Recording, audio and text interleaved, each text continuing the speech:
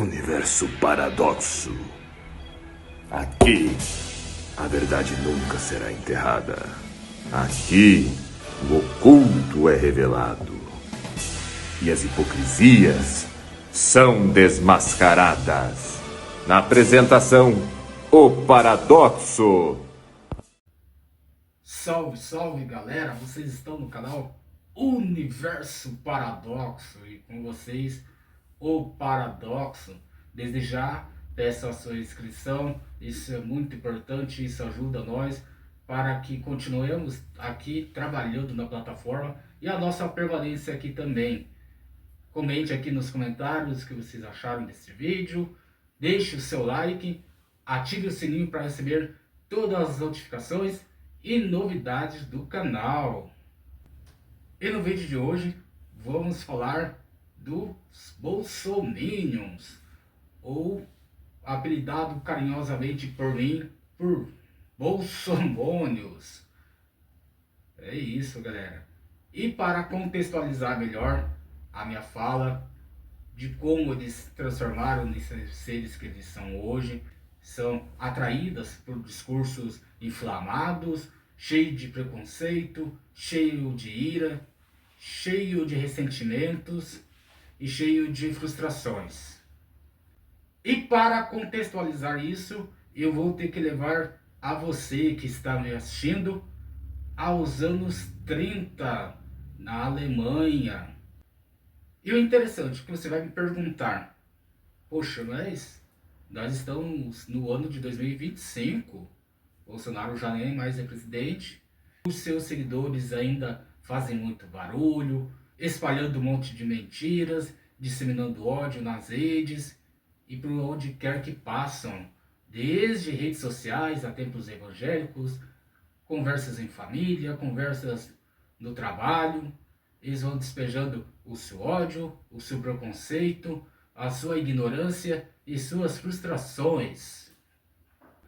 E assim como os bolsonaristas seguem e vão seguindo e seguirão enganados, nos anos 30, nos anos 40, a Alemanha também passou por um período horroroso, tenebroso e mais sombrio da história da humanidade, onde eles deram ouvidos a um líder sanguinário, um líder ignorante, um líder cheio de ressentimentos, cheio de frustrações e principalmente falta de humanidade. A Alemanha, que vinha ressentida aí com os danos causados pelo Tratado de Versalhes, uma vez que eles causaram muitos danos a muitos países na Primeira Guerra Mundial. Esse tratado fazia com que eles arcassem com custos de guerra, fazendo assim a sua economia ficar fragilizada, deixando esse povo fragilizado, humilhado, derrotado pela guerra, ficarem à mercê de qualquer falácia. E trazendo aqui dados da Enciclopédia do Holocausto, o título é Enganando o Público. O senso comum não podia compreender que seria possível exterminar dezenas, centenas de milhares de judeus. Yitzhak Zuckerman, líder da resistência judaica em Varsóvia. Espero ter pronunciado o nome corretamente aí, galera. E o uso da propaganda serviu como uma importante ferramenta para convencer parte do público alemão que não apoiava o Adolf Hitler e para estimular o avanço da propaganda nazista, o qual exigia a aprovação, apoio ou participação de impactos de setores da população, combinando com o uso do terror para intimidar aqueles que não se submetiam ao pensamento nazista. Um novo organismo de propaganda do Estado, chefiado por Joseph Goebbels, buscava manipular e enganar tanto a população alemã quanto aos outros países.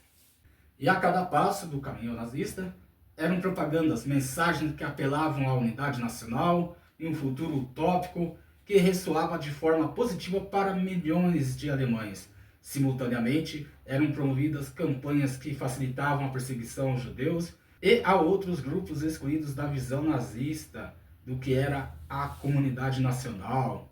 Isso seja, qualquer um que não coadunavam com os ideais nazistas, sejam esses judeus, sejam esses comunistas, sejam esses deficientes físicos, né? Eles eliminavam os deficientes físicos também.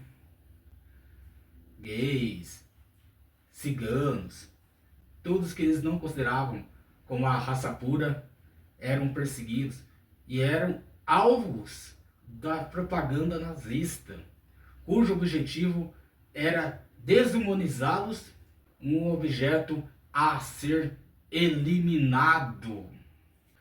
E você deve estar se perguntando, por que você está fazendo o link com este período? Se vocês observarem aí, tem muitas semelhanças do que foi feito aí de 2013 até os dias de hoje, que movimentos de extrema direita vêm criminalizando as minorias, a esquerda brasileira e qualquer um que não coaduna com eles. Que até o pessoal da direita clássica, para eles, viraram comunistas. Claro que a direita clássica neoliberal jamais teria algo de contato que fosse com o social, a social-democracia. Eles só pensam no capital. Assim como a extrema-direita também.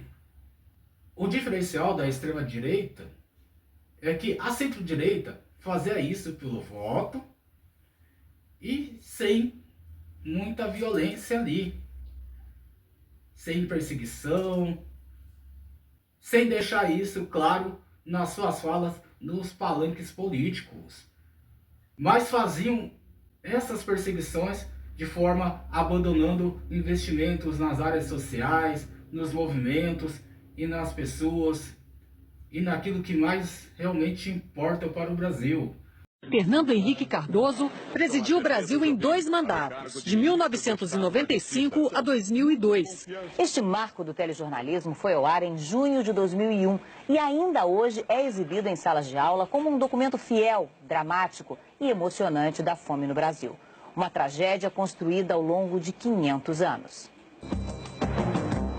A gente tão desesperado de fome, não tem amor nada, não tem resistência para fazer coisa nenhuma, acredita? A gente não consegue explicar o que é a fome em si, né? Só mesmo quando as pessoas passam por ela, que é para poder sentir. Quando meu filho perdeu um pãozinho, uma rosquinha, que é 10 centavos, porque eu não tenho dinheiro, vixe, aí que meu coração dói. Ó, o corpo chega a romper. O pão nosso de cada dia. Meu nome é Antonieta Luiz Alcântara Rodrigues. Eu perdi uma criança com 9 dias de nascida. Eu fiquei muito horrorizada. Meu nome é Maria Pereira dos Santos. Perdi uma criança com 7 dias de nascido. Os anjos, todos os anjos. Na inversão do ciclo da vida, proeza é criança viva, bebê recém-enterrado é acontecimento banal. Não, porque tu só pra cá, imagina. Vocês viram? Um caixãozinho? Não, é uma caixa de papelão. No Brasil, a cada 5 minutos morre uma criança, a maioria de doenças da fome. Cerca de 280 a 290 por dia, né, o que corresponderia, de acordo com o Unicef, a 2 Boeing 737 de crianças mortas por dia. Existem pelo menos 36 milhões de brasileiros que nunca sabem quando terão a próxima refeição. Nossa maior contradição. Nós temos aqui todas as condições técnicas para garantir a erradicação da fome. E uma enorme acomodação da sociedade. A fome é uma coisa criada pelo ser humano, porque ninguém nasceu para morrer de fome. Meus meninos nasceram tudo fracos, sabe? E essa aqui ainda foi dos que nasceu mais fortinho um pouquinho, foi ela. Mas ela tem que ganhar um pouquinho mais de peso, né? Verdade, tem sim. Você sabe como é que você vai fazer para ela ganhar um pouquinho mais de peso? Sei não. Uhum. Mas o que você acha que é para eu fazer? O que mais poderia fazer evangelista sem roça e sem emprego? Aqui, onde as crianças compartilham favas contadas, adultos comem bofe de bode. Maria Rita mal se segura em pé. Eu tô sentindo A anemia, acho que é profunda. O médico diz que a senhora tem que se alimentar bem, é isso? É. E a senhora diz o que pra ele? Eu falei que onde é que eu acho. O filho não consegue ajudar. Outubro, pra falar a verdade, eu não já ganhei nem R$1 aqui, assim, trabalhando. De outubro pra cá, você não ganhou nada? Nada. A vida na cidade grande seria melhor? Nos alagados de Salvador, uma pergunta provoca comoção. O que vai ter hoje no almoço? Comoção e constrangimento. Vergonha de dizer que simplesmente não haverá almoço. É triste. Muito triste. Dá medinho você não ter. Deixa lá. A vizinha tem almoço. E a senhora acha que esse pirão alimenta? Alimenta. E é nutritivo. É nutritivo? É, sim. Mas tem farinha e água, né? Não importa. Pelo menos ela come, embora não esteja livre da doença. Desde o início desta reportagem, já se passaram 5 minutos e meio. Na contagem regressiva da fome, mais luto, mais uma perda. Nossa maior fortuna indo embora. Nosso óbvio tesouro esquecido em lugarejos e favelas.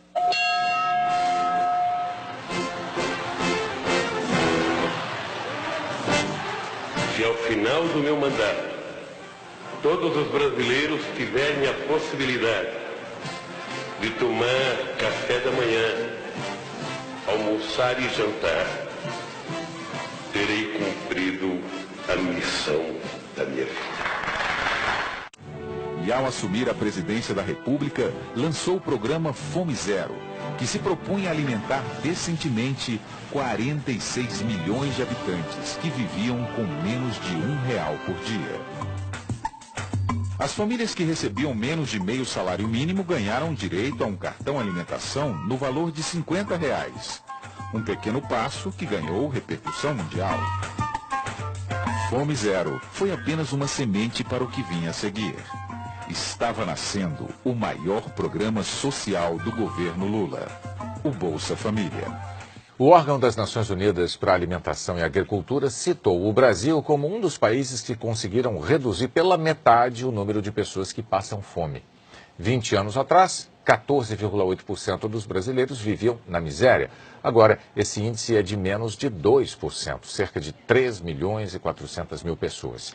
Segundo a FAO, essa queda se deu por causa da eficiência dos programas de combate à fome. A FAO é dirigida por José Graziano, que implantou o programa Fome Zero durante o governo Lula. No mundo, 1 em cada 9 pessoas ainda está desnutrida.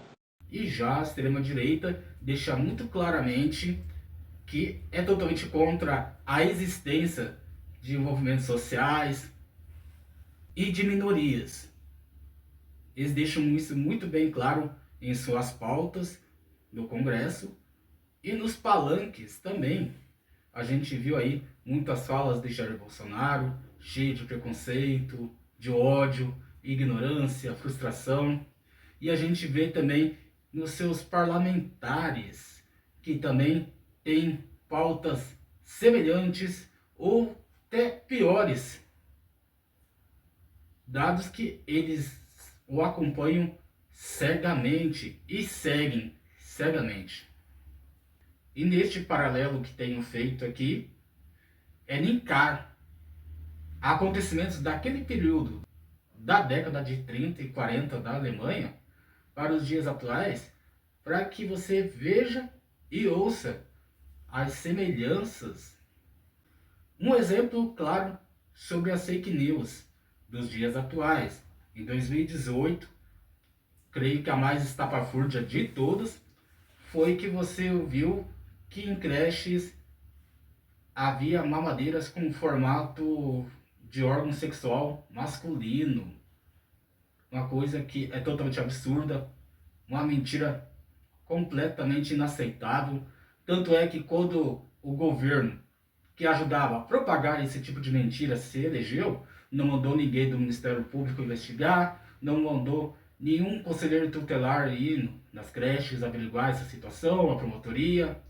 Enfim, aquilo só foi uma mentira para criminalizar a esquerda. Se levantaram em oposição ao que estava por vir, a extrema-direita. E trazendo ainda os dados da Enciclopédia do Holocausto, em um esforço para formar opinião pública interna e externa, a máquina da propaganda nazista reproduzia histórias de novas atrocidades polonesas, tão logo a guerra começou. Os meios de comunicação alemães publicavam artigos e fotos sobre ataques de poloneses contra grupos de ascendência alemão em Brunberg e outras cidades para 58 mil.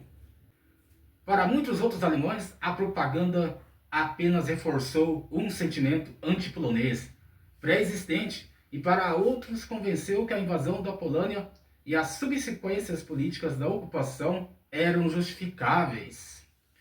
Os soldados alemães que serviram na Polônia depois da invasão escreviam cartas para suas famílias e amigos incentivando o apoio para a intervenção militar da Alemanha na defesa dos poloneses de origem alemãs. Alguns soldados também expressavam o seu desdém e desprezo à criminalidade, subhumanidade dos poloneses, enquanto outros viam a população judaica com repulsa, comparando os judeus poloneses às imagens antissemitas que se lembravam de haver lido no Der Stürmer, ou exibição intitulada O Judeu Eterno, mais tarde transformada em filme com o mesmo nome.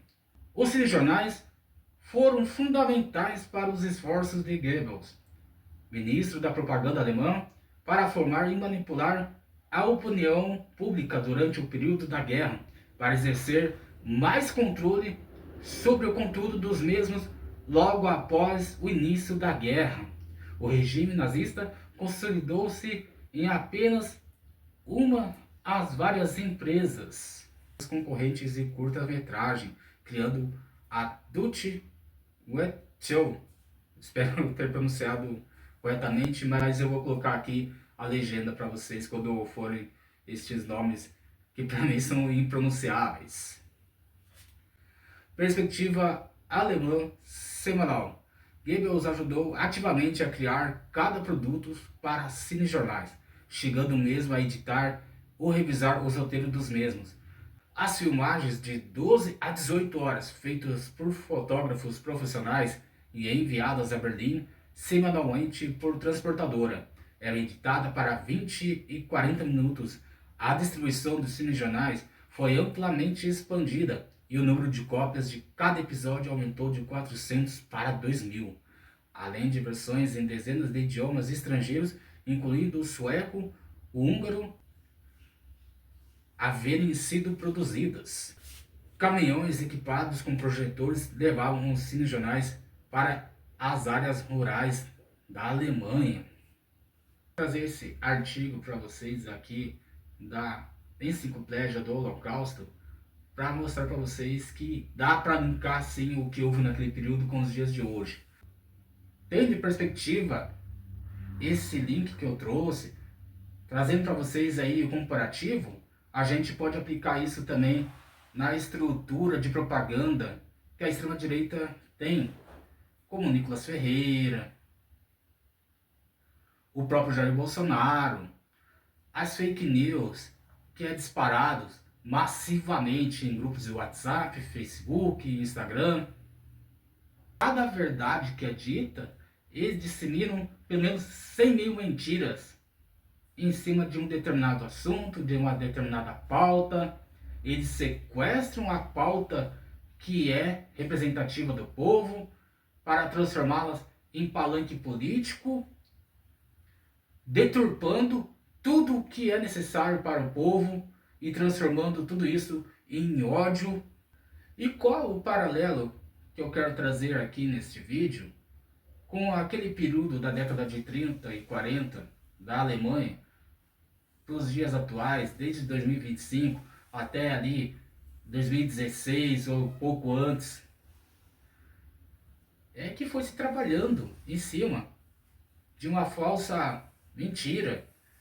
Em 2013 ocorreram manifestações por todo o Brasil.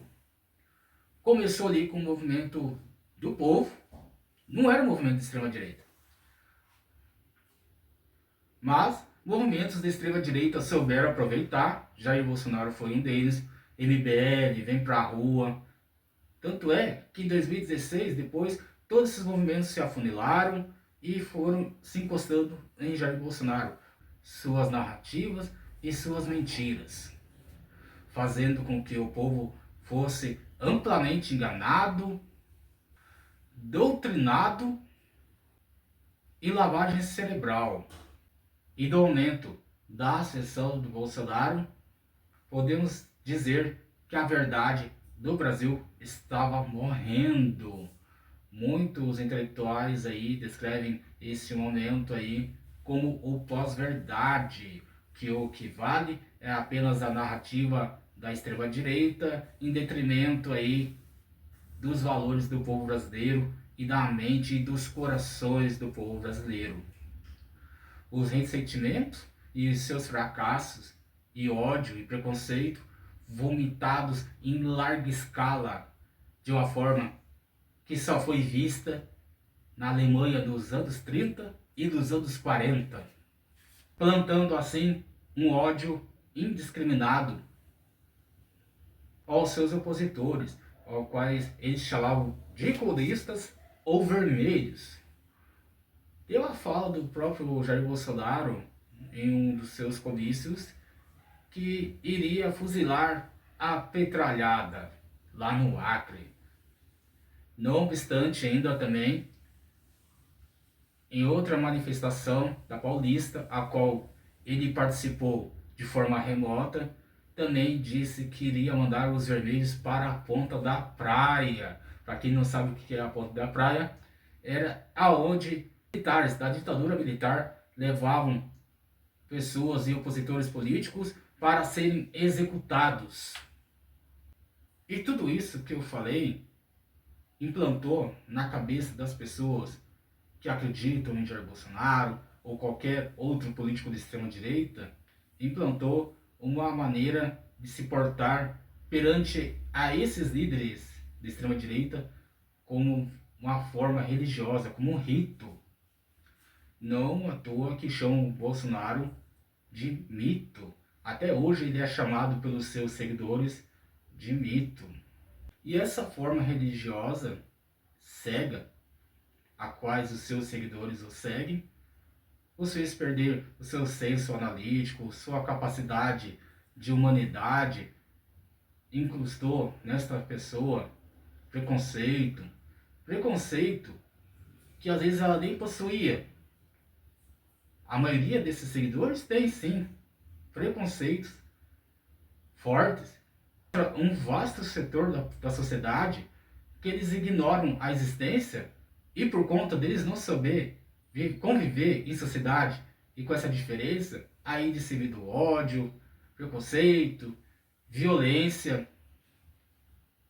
E não bastante ainda, quando o Jair Bolsonaro perdeu as eleições em 2022, esses seguidores que já construíram no seu íntimo e na sua forma de agir uma forma religiosa, uma devoção cega por Jair Bolsonaro, eles começaram a mostrar quais são seus ritos. E um dos ritos que ficou muito conhecido, que ficou até muito engraçado também, foi a vez que eles oraram para pneus, gente. Cantaram o hino nacional, a quais eles também gritavam em frente dos quartéis: socorro, ajude. Foi um negócio também, eu da minha parte não consegui achar nem engraçado aquilo. Eu achei aquilo foi muito triste, porque uma pessoa que estava fazendo aquilo, gritando de forma desesperada, por nada e para nada, deixou sua família para trás, deixou seus filhos, deixou sua casa, deixou seu trabalho, deixou sua vida inteira, em detrimento de seguir um líder de extrema direita, cujo líder nunca esteve nem aí para eles e nem se considerava como humanos, dado que no governo e na gestão de Jair Bolsonaro, 700 mil pessoas morreram devido à má gestão, à má conduta e ao negacionismo de Jair Bolsonaro, onde ele em todas as oportunidades que era possível, ele debochava, ria cruelmente, fazia gestos imitando pessoas sem ar. E quando falaram sobre o número das 300 mil mortes, naquele período já era extremamente chocante qualquer morte, mas um número como esse, de 300 mil, e depois no final foi para 700 mil, mas quando chegou nos 300 mil, qual foi a reação dele? Eu não sou coveiro. Então, essas pessoas deixam toda a sua vida para trás, cometem crimes, pedem ditadura, esquecem que aqueles que são opositores políticos são opositores de ideias. Você pode não concordar com o que eu estou dizendo. Dizer, não, nós, bolsonaristas, a gente quer uma democracia. Mas como que você vai colocar uma democracia sobre um regime militar? Eu li para vocês aqui no começo. Vocês estão caindo numa armadilha muito perigosa. E depois, vocês ficam bravos ainda serem comparados com nazistas. Porque vocês seguem toda a metodologia, caem nas mesmas armadilhas que Hitler e Goebbels impuseram na Alemanha para conquistar a mente e os corações daquele povo daquele período. Jair Bolsonaro e todo político de extrema direita segue a mesma cartilha, impondo suas ideias, seu ódio, rancor, preconceito, revanchismo e todas as características de um líder fascista e nazista.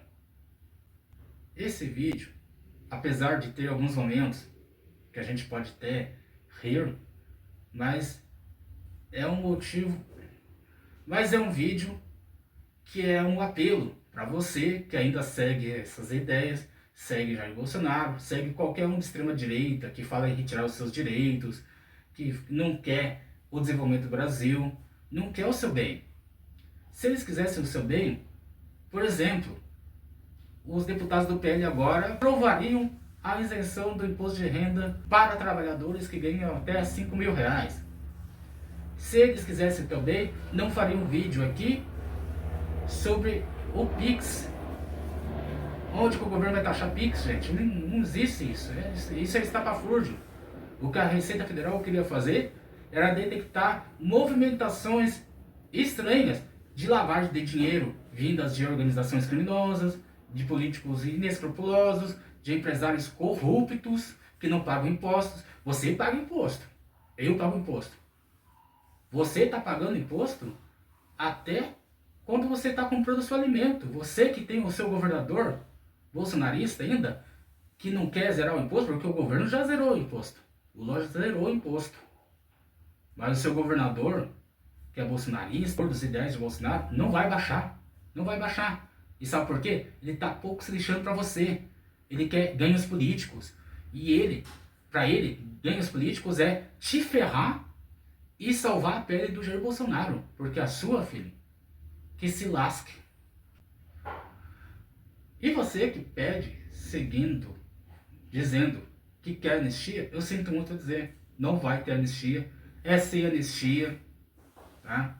Porque se vocês tivessem conseguido alcançar o objetivo que vocês queriam, que era a tomada do poder, golpe de Estado, abolição violenta do Estado Democrático de Direito, e aqui fica a minha reflexão para você que ainda segue e serve a extrema direita. Será que isso vale a pena? Será que você ter feito inimizade com seus familiares, com seu vizinho que é de esquerda, com seus amigos do trabalho, valeu a pena? Você que estava lá naquele dia 8 de janeiro e está respondendo processo, provavelmente vai ser preso ou presa. Será que valeu a pena? Valeu a pena deixar a sua família para trás, a sua vida, tudo que você tinha para fazer em prol de Jair Bolsonaro? Eu acho que não. Espero que você tenha chegado a essa conclusão. Espero que um dia você se liberte disso, porque vocês falavam de forma incansável: conhecereis a verdade e a verdade vos libertará. Como eu disse, não tem como não linkar vocês com o período da Alemanha dos anos 30 e 40. O que aconteceu no dia 8 de janeiro de 2023 pode facilmente ser comparado ao que houve a Noite dos Cristais ou a Noite dos Vidros Quebrados. Este dia é referido-se ao violento massacre antissemita ocorrido no dia 9 e dia 10 de novembro de 38. Os ataques ocorreram em toda a Alemanha, a qual já incluía a Áustria e a região da antiga Tchecoslováquia. Centenas de sinagogas em todo o Reich alemão foram atacadas, vandalizadas, saqueadas e destruídas. Muitas foram incendiadas. Os bombeiros receberam instruções específicas para que deixassem as sinagogas serem destruídas, consumidas pelas chamas, mas que evitassem que as chamas se espalhassem para as construções nas proximidades das mesmas. Vidros das vitrines de milhares de lojas de propriedade de judeus foram destruídas e suas mercadorias saqueadas. Os cemitérios judeus foram profanados. Muitos judeus foram atacados por membros das tropas de assalto, a SA. Pelo menos 91 judeus foram brutalmente assassinados naquele massacre. Então, se tivesse dado certo a tentativa de golpe em 2022, muito provavelmente teria desencadeado coisas semelhantes a essas, porque se tivessem reempossado Bolsonaro ou um militar tivesse assumido, provavelmente teriam promovido uma caça desenfreada, uma caça cheia de ódio, uma caça sanguinária a todos que se opusessem ao novo golpe militar. E é isso, galera. O vídeo foi esse. Espero que vocês reflitam e ajudem se inscrevendo nesse canal, deixando seu like, comentem aqui nos campos de comentário. Vamos ajudar para que esse período de ditadura nunca mais volte. E que aqueles que cometeram os crimes lá em 64 não tiveram a chance de ser punidos. Mas agora não vamos deixar esses que tentaram dar um golpe e que, se tivessem tido sucesso, teriam assassinado centenas ou milhares de pessoas. Não vamos deixar isso passar. E me despeço aqui com a palavra de ordem: sem anistia. Fala galera, tudo certo? Gostaram do vídeo? Se você tá a fim de receber mais conteúdos como esse, compartilha com seus amigos aí, se inscreve no nosso canal, ativa o sininho aí para você receber as notificações das novidades aí do canal e se inscreve aí. Tamo junto, galera, é nóis!